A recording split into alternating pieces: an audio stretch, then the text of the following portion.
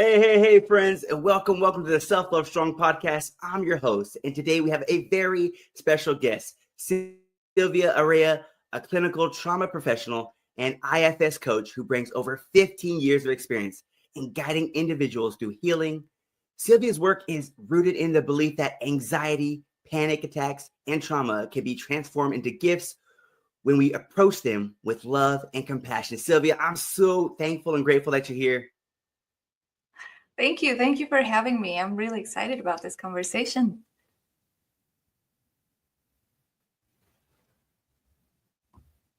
Oh, yes, I can't be more excited just with the experiences that you have and what you have to share. Sylvia, so you've gone through your own healing journey with trauma and anxiety. Can you share your personal experience with panic attacks and what was the turning point in seeing them as gifts? Yeah, well, at first I didn't see them as gifts. I have to say that at first I thought it was something else. I thought it was because it is very uncomfortable. I'm not gonna sugarcoat it. It was one of the worst times in my life. I don't wish that on anyone because it is very uncomfortable, yet not dangerous. I want to state that too. But I think since I was a little girl, I was always anxious, like a nervous, anxious person. I have a history of medical trauma. I was born with a condition, and I think that kind of started things, but I didn't know at the moment. So I just grew up being this nervous, shy, little thing. And then over time, I think that because I'd never addressed it really, it just started growing inside. And then when I was in college, I had a combination of different things happening in my life, including one big shift in my family, and it was a very big situation that happened. Nothing that we were expecting, and my whole world crumbled basically. And that was like the last drop. I think that was like the thing that made everything poof come out. So I started experiencing panic attacks when I was in college. I was studying psychology and I didn't know what was happening to me. I think back then we didn't talk about anxiety as much. I think depression was more like something that people would talk about, but panic attacks and anxiety, at least I hadn't really seen that much about that. And it took me a few months to figure out what was happening. Also because panic attacks are very good at masquerading as other things. So you first think that you're having, a problem with your body, and then you realize, oh, this is all emotional. So when I realized what was happening, then I was like, okay, then what do I do? There, I can't find anything on the textbooks about this.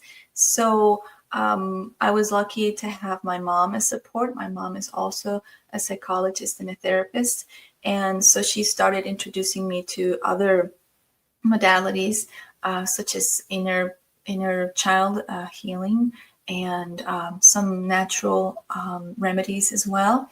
And I just put together everything that I could find, and I created basically like my own way to transform and heal that situation.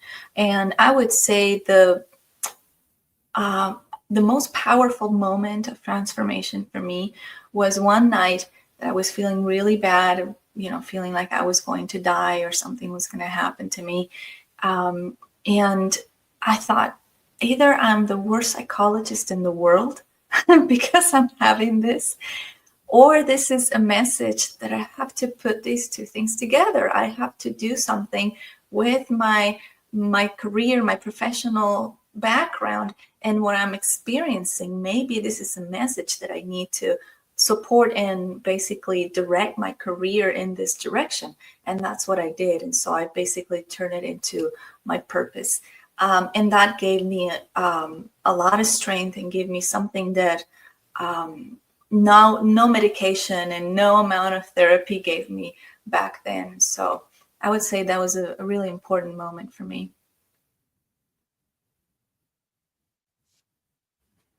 Wow, that's so powerful. I just when you were talking about explaining that panic attack, it kind of gave me a remembrance of one time when I had one. I was like, whoa, I didn't know what it was, but I thought it was so crazy how you said, I'm not crazy, but it was really interesting how you felt like a very response. I remember when I had it, I was tense.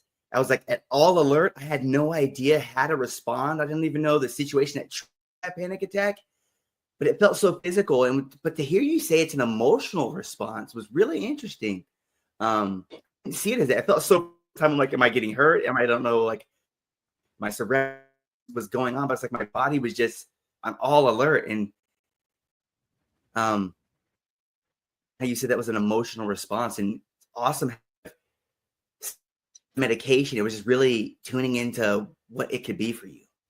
Yeah, and that I want to go back to something that you said there, because um, the reason why I said it is an emotional response. It is, I wanna let know your audience that it is very much in the body as well. So the body does, get involved, but not in the way that we think in the panic attack. Because when you're having panic attacks and you don't know what it is and you're still getting used to it, or you might think that it's, you're having an actual heart attack, or you're having an actual problem with your lungs, or that, and I don't want to give people ideas of symptoms. So I try to stay away from those. But let's say, that something is wrong with your elbow, right? Because your elbow it's really hurting. It's not a lie. We actually feel the symptoms. But what happens is that our brain interprets it like something is really wrong with our elbows. So I oftentimes tell people, have you checked yourself with a physician? Like, have you gotten like tests done, right? Because we need to first make sure that really there's nothing wrong with your heart, right? And then, but most of the time people come to me after they've done that, right? So then after you get the test done, you come to someone like me, and then you go like, I already went to the ER several times, or I went to my doctor, I got tests done, and I'm good. Like, they can't find what's wrong with me. And then I go and say, right, because your body's okay.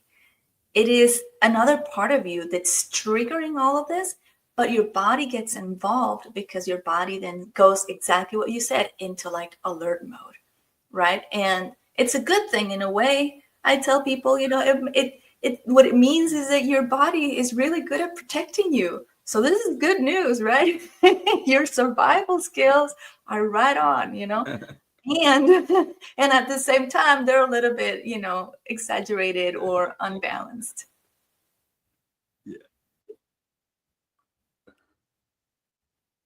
Yeah. Wow. I like how you read that. Like, it's good. Like, it's you have those senses, even though you're what was really interesting, you said something there is, I love how you said it's really, you can't really pinpoint the symptoms, but at that point where there's like that, you're not really hurt, but your body is really, there was a book I think I ran into, your body keeps score, your body's, and I realize love that. that anxiety can affect you in multiple different areas, and really, like, you might not know, but you're really not hurt. It's just your body trying to wear you like, hey, you need to take care of yourself in a way. So like you were saying there, what are some of the common misconceptions people have about, panic attacks, and how can we begin to really understand them differently? I thank you for this question, because there are a lot of misconceptions and a lot of myths out there. And the first thing is, like what I said in the beginning, I want everyone to know that this is not dangerous. There's nothing wrong with you. I want you to know that you're not going crazy. This is not a crazy disease or anything like that, right? And also, a lot of times people believe that this is forever. And unfortunately, some professionals tell people that this is, something that you have to basically live with. It's like, well, you got to accept that you have anxiety or you have this, and basically you have to live with it. I don't agree with that, and because I've seen it in my life, and in dozens and dozens of clients that I've seen throughout my career, that it doesn't have to be that way. You don't have to basically accept that you're going to have to live with anxiety for the rest of your life, or panic, which is worse. It is something that can be addressed and can be balanced. And the reason why I say balance is because there's nothing wrong with anxiety. Anxiety is part of our systems. It is part of that, emergency alert that you were talking about for survival. So we actually want to have that. It's like we have anger for a reason. We have sadness for a reason. So it's not about getting rid of things, right, and cutting off parts of you.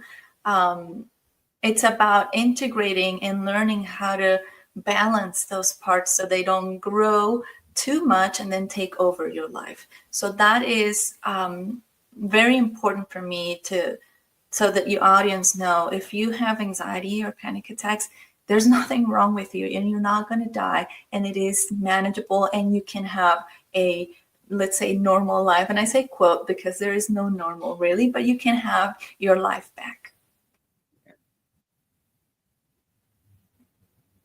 Man, that is so powerful. And I really love how you talked about, it's part of you. It's not, because many times when you think of anxiety, like that person just worries too much, or people write you off as that person's just crazy.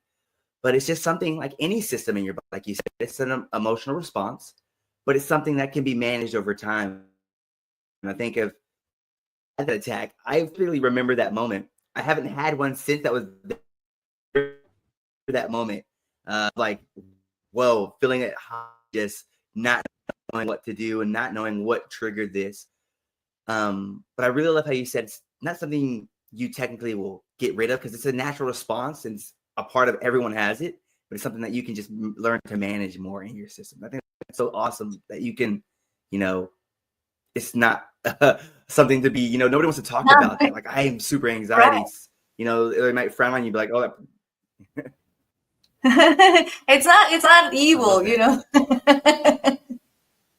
Yeah. Yeah. That's part of my part of what I like is to change the perspective we have around emotions.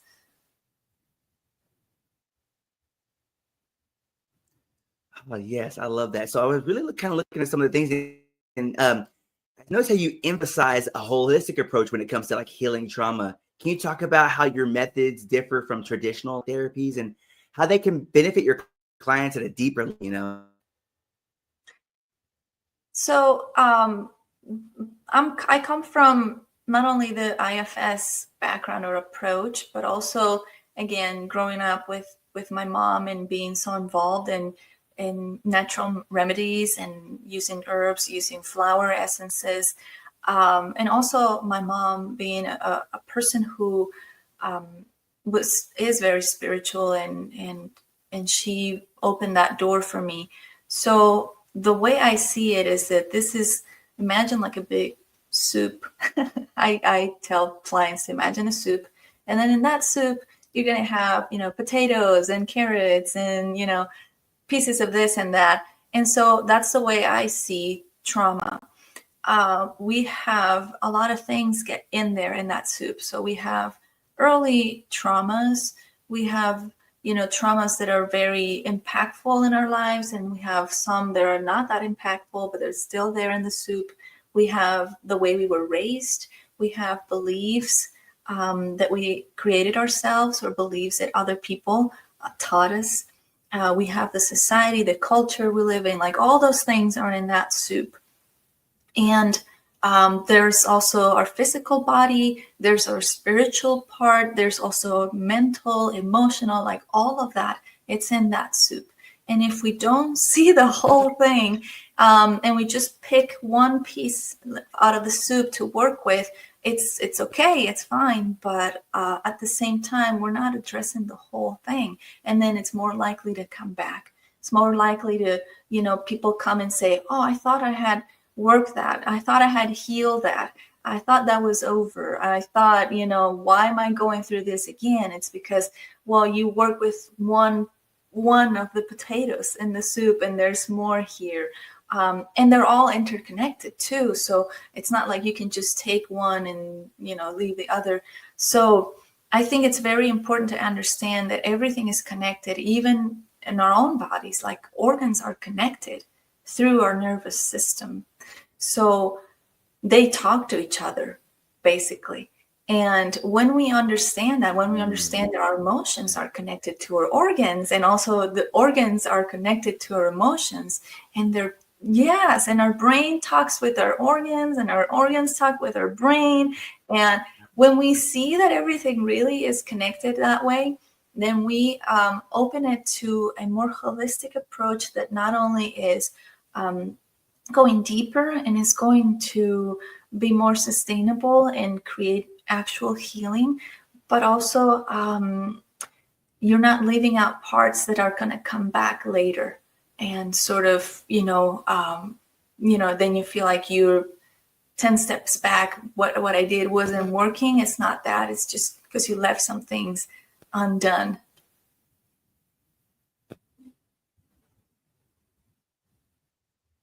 Man, that is so powerful, Silvia. I really love that because I feel like that's what really comes down to, and that holistic approach. Because there's so many times you work really hard in this area, but like you said, you're missing all the other pieces of the puzzle.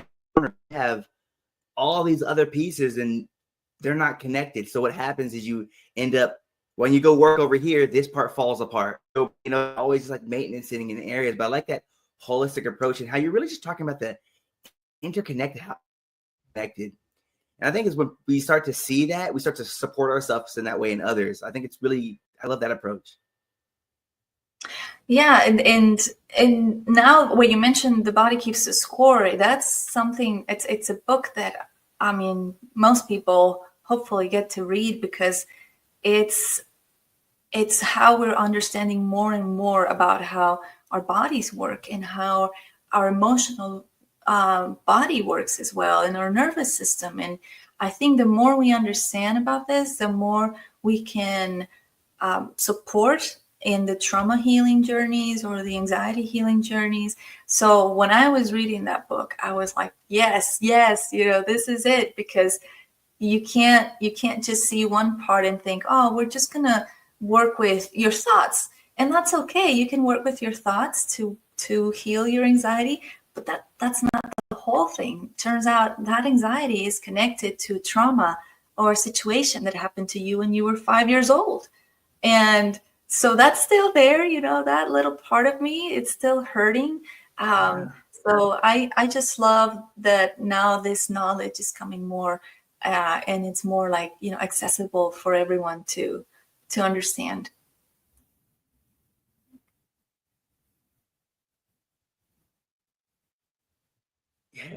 Yes. I think that's so important, like you said. So, and I would love to hear, how does integrating spirituality and that whole technique help that trauma and recovery? This is a very good part that I think most modalities or models or frameworks are leaving out nowadays, and it's the spiritual part. And to me, that was very important. I remember when I was like in the thick of it, like the worst panic attacks, I remember that at that point in my life, I was like, I don't believe in anything. I don't think there is a God. I don't think, that's all made up, And I found myself in those moments like screaming, like, God help me, right? And then I realized, like, why am I doing this? There's that part is also important, and I'm leaving it out. And I'm not saying that in order to heal anxiety and panic attacks or trauma, you need to believe in God. No, you can believe in anything you want. You can believe in the universe or a higher intelligence, or yourself as a higher self or consciousness, or whatever you want to call it. That's up to you. But I found out that it's very important to have something that makes us feel like we're not alone, that we're protected. Something else is here working with me and for me. again, whatever form, shape you want to give it, name, right? Mm. But it's also very important because when you realize that you're not alone, that there are forces and energies that are with you at all times and they are working for you and rooting for you, it just gives a whole level of comfort and love and protection that I think the human mind and the human experience can't give.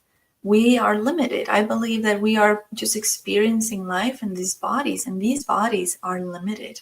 They have a limitation on time. They have a limitation on where can I reach. I can only reach, where my hand is, but not further than that. But when we open our consciousness to something bigger than that, I think that gives another level of, let's say, protection, or I don't know how to explain it. It's just feeling like there is really nothing that can harm you, but on another level, it's that to me was the last piece of the puzzle, like you said, because when I realized that I was loved and that I'm always protected no matter what, and that this is just a body and I'm more than this physical shape that you see here, that also gave me another level of peace. And also I had to reconcile with death. That was a big part of my panic attacks, was fear of death. Actually, that was my graduation thesis, was the correlation between panic attacks and fear of death. And I realized that with spirituality, I could see death in a different way, and so that wouldn't be scary and that wouldn't trigger my panic attacks anymore.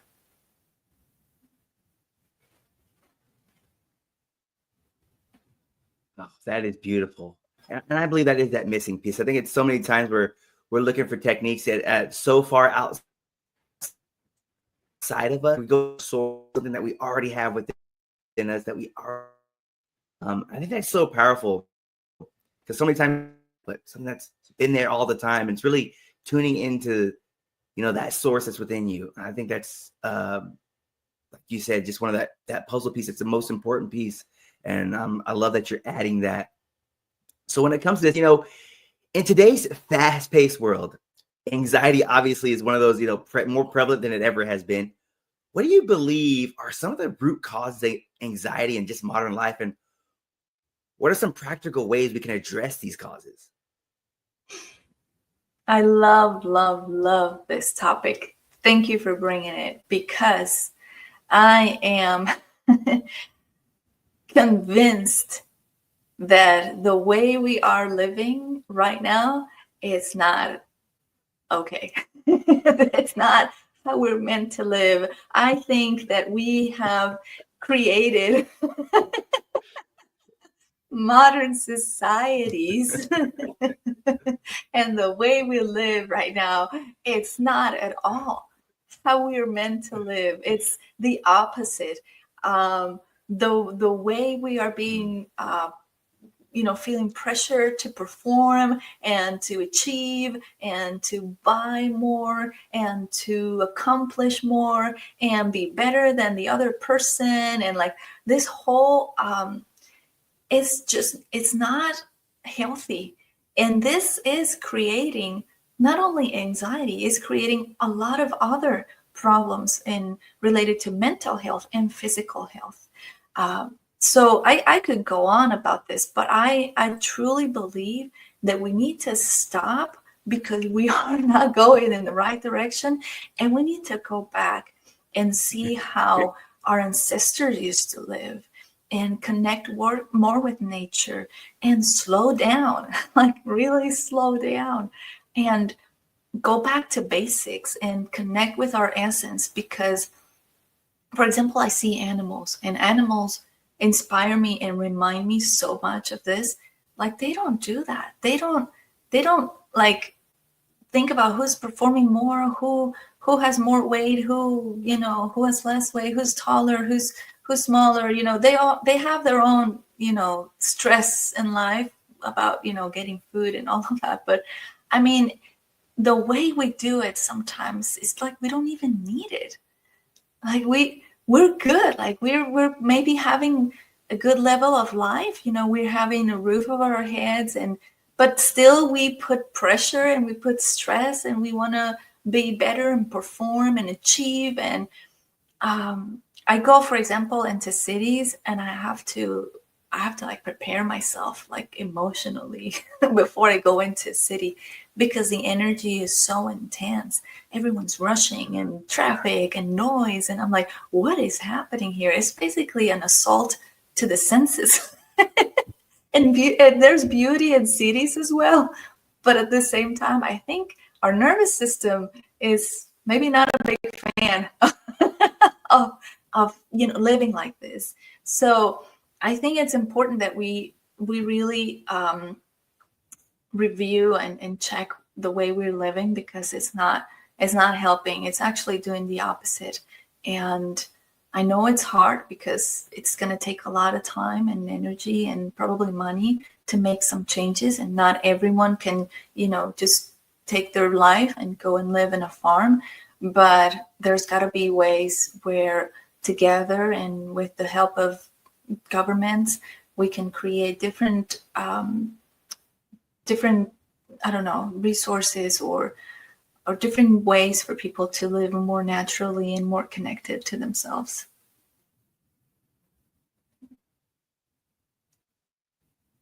Wow, beautiful.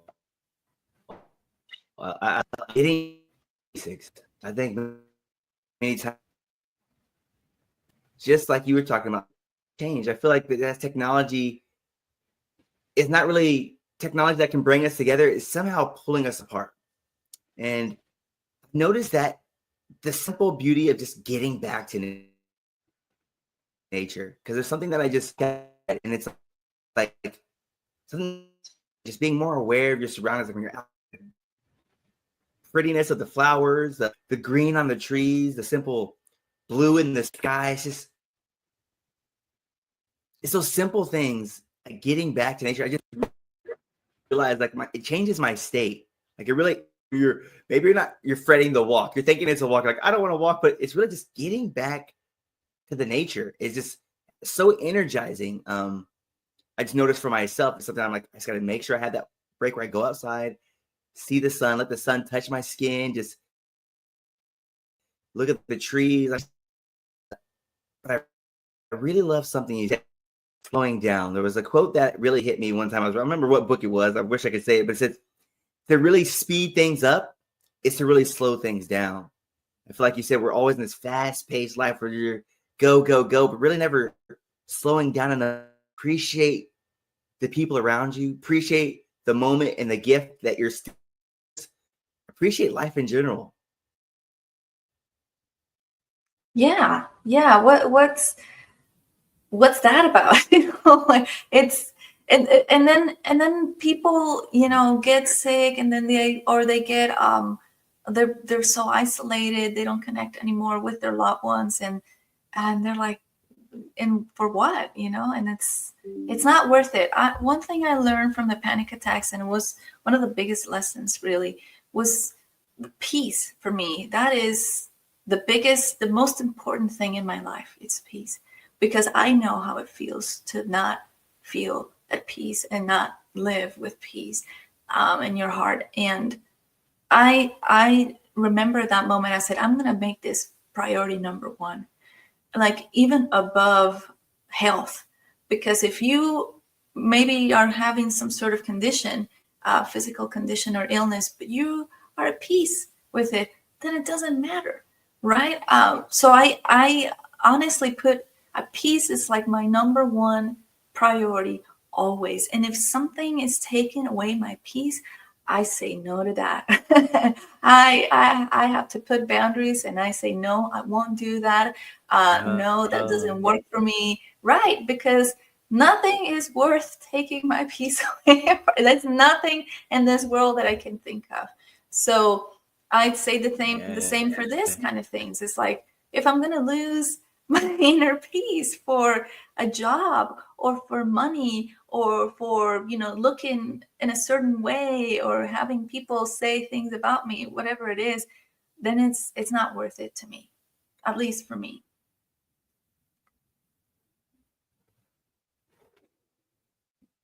Yes, man. There was a book, I think it was written by Trent Shelton that I ran into. Thing, it's that simple thing. Simply saying no is really saying yes to yourself. When you say no to the things that are going to steal your peace, that's the best way to protect it, by saying no. You really start saying yes to yourself again. That's so awesome. Yeah, I had to learn that the hard way. Support But others that are yeah, navigating these. Yeah. Yeah, it's so tough. It's tough. It's tough. So how can we support others, or how can we support ourselves and others that are navigating these daily anxiety? There's so many things, our attention, and so many people telling us go faster. I would say the first thing is to go, like what we were talking about, to go and review your priorities. Like, go and check what your priorities are right now and make the adjustments that you need to make. If you realize that you're putting money, or you're putting your job, or you're putting another person before you, just to do that is very important. But also other people, like you said, I think that compassion in both ways, both to yourself and to other people, would make a whole lot of difference in this world. If we were more compassionate to ourselves, if we were more compassionate towards others, that can really help our nervous systems to relax and to go back to their state of health. Because the moment when we are judging ourselves, for example, in terms of anxiety, like I was judging myself for having anxiety. I was judging myself because I was thinking, wow, this is not only this is bad and none of my friends have it, and so I'm this weird, person next to them. Also, I was thinking in terms of being a professional, right? But also, I know that some of my friends didn't understand what I was going through.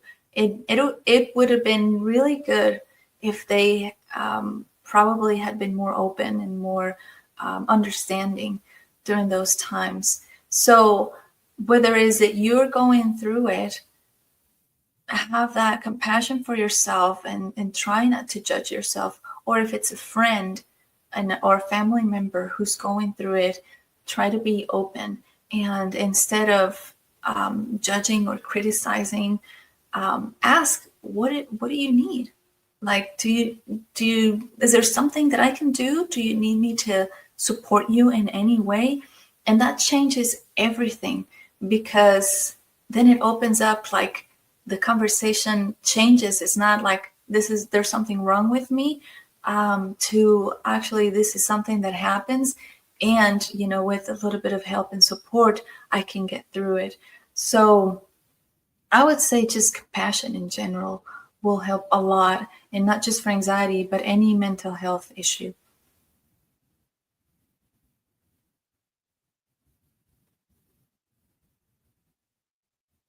Love that. I really love that.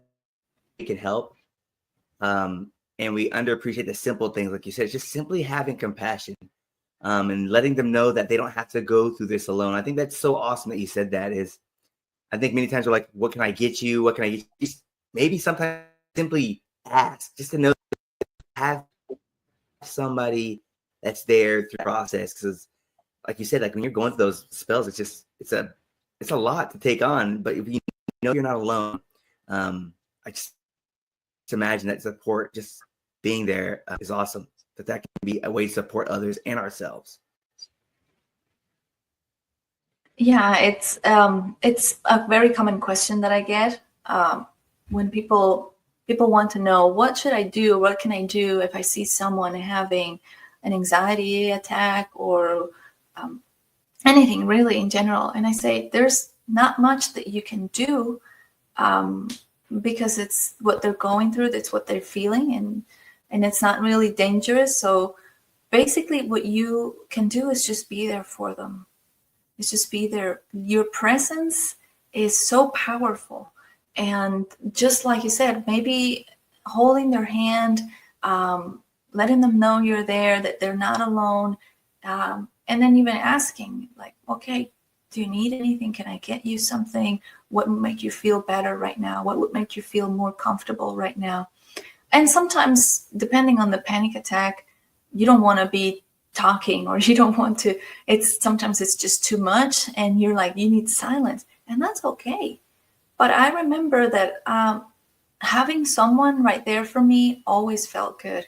So again, you don't have to say much. You don't even have to know what to say. Just be there. Just your presence, and saying to the person, hey, I'm right here, I got you, and let me know if you need anything. That's so powerful, and it's really good in that moment.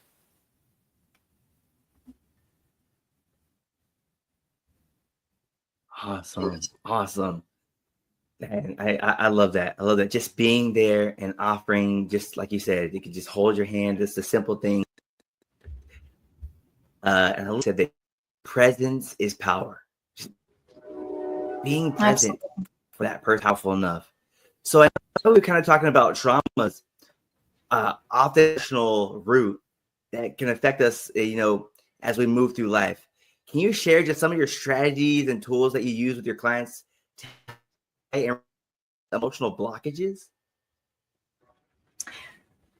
I mostly work with blockages in a way that we don't really frame them as a blockage. So I think that's part of this strategy. It's to, again, see things differently. I see that everything that happens, right, everything that we're feeling, everything that we're going through has a purpose. So when you find something that there's a blockage, or there's something that, situation in particular, it has a purpose. When you find the purpose of that, then sometimes that kind of dissolves it automatically. Just, goes away, because sometimes it just needed to be seen, or needed to be understood. Then I work a lot, like I said, with the inner child healing modalities. So we work a lot just connecting with those younger parts of ourselves that sometimes endure the most difficult situations and traumas in our lives. And not only that, but they did it with very little resources and support sometimes. So part of what I tell people is, if you learn to understand that what you went through, it wasn't your fault, and you didn't know what to do back then, but right now you do have the tools and the resources, with, again, a lot of compassion. Sometimes that's all that part needs. Going back into the exercise we were talking about, like how a friend can come and just hold your hand. Sometimes that's what we need to do for ourselves. Just go inside and hold our own hand. Hold the hand of that little part of us that maybe didn't have someone back then. So that's part of what I do. It's just support and guide people to do that. Because the more you do that, like I said, it's almost like magical, but it's not really magic. It's just, that's what you needed in that moment. So you can do that for yourself right now. It's very healing. And then trauma itself, there is this idea that you have to experience the trauma again. You have to relive it so that you can liberate it. And, that we know that it's not necessarily true anymore.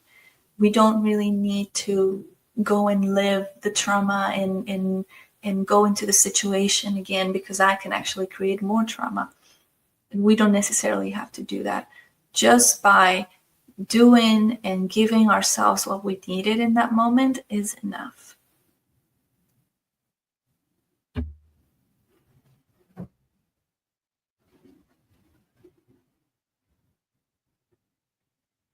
That is so awesome. That is so awesome. And I love how you really started out with retire thing. I like that you said, like, well, first, we don't even call it a blockage. We understand it's a part of just the process of life. We recognize it, but we reframe it. I think it's so powerful because sometimes you have to, in life, we like to label things, and that label stays a lot longer than it needs. But I love that fact that you talked about, hey, it's a simple way of reframing situation that changes the situation. That's so,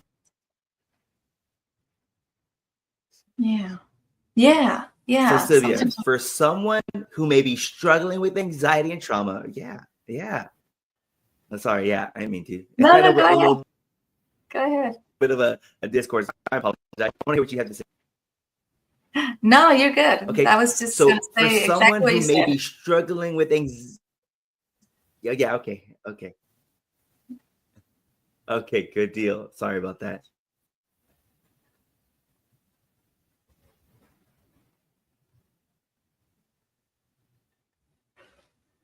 Who may be struggling with anxiety or trauma right now, what's one piece of advice you would give them? The first piece of advice I would give that person is, this is not forever. You are not going to die from this. It's not dangerous. And if it's to the point that it's affecting your life, please seek for help. You don't have to do this alone. And it's just your emergency, your survival part, just trying to protect you. So that's beautiful. I see that as a beautiful thing. So you don't have anything wrong happening to you. You're not going crazy. You didn't do anything wrong. This is actually your body telling you that it loves you very much, in a little bit of an intense way.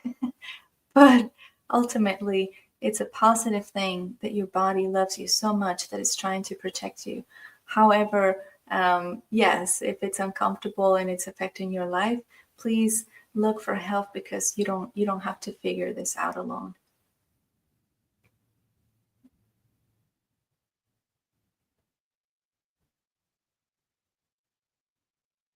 That is a beautiful. I love that. I love that. Oh, man, so powerful just right in there itself.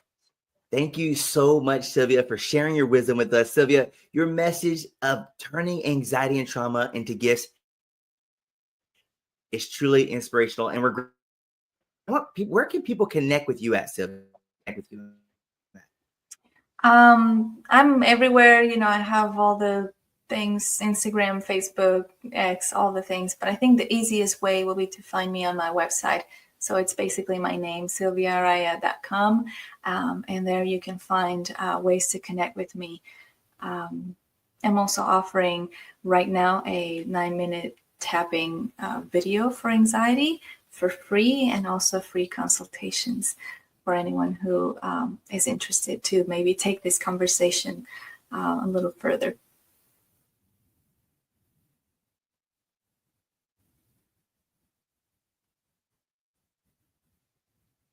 Yes, right there. So go follow Silvia on. She's on the socials. So go find her on Instagram, Facebook, and go to her website. He said it's her name, silviaaraya.com. Go to her website and go get that 9-minute tapping. Tapping is something, it's so powerful. It's changed my life. It's something I had started to implement from a year ago. And I mean, if you've never done tapping, I recommend it. But it's even awesome that she's offering it there, and get that consultation.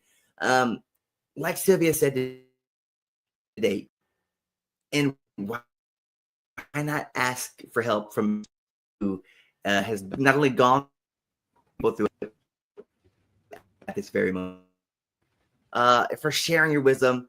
And you guys, make sure you share this episode with somebody that might be going through those same anxieties and traumas as well, and realize that they're not alone.